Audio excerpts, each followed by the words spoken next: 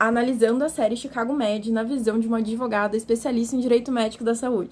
Tem várias questões dessa série que eu acho legal comentar com vocês, mas hoje eu escolhi uma coisa que acontece lá na primeira temporada, quando esse médico aqui, o Will, resolve ressuscitar uma paciente que tinha uma ordem de não ressuscitar. Esse tipo de documento é bem comum lá nos Estados Unidos e pouco falado aqui no Brasil.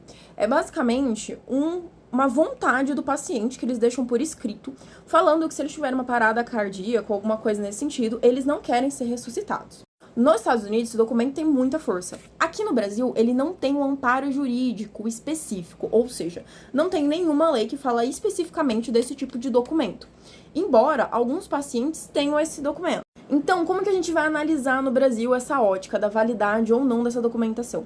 Através da vontade do paciente, puxando alguns artigos aí da Constituição Federal e até do Conselho Federal de Medicina, onde eles falam que a vontade do paciente tem que valer.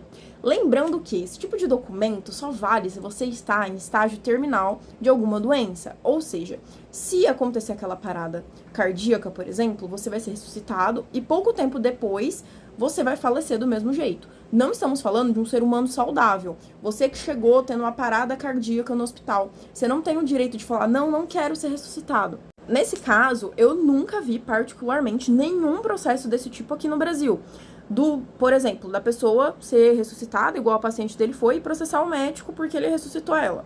Mas, nesse caso, por a gente não ter uma legislação específica falando sobre isso, vai a critério do juiz, o entendimento dele falar, não, realmente o médico fez errado, ou não, realmente o médico fez certo. Eu sempre aconselho o médico que não for ressuscitar o paciente, eles terem a cópia desse documento, demonstrando que era a vontade do paciente, só por segurança, vai que a família decide processar.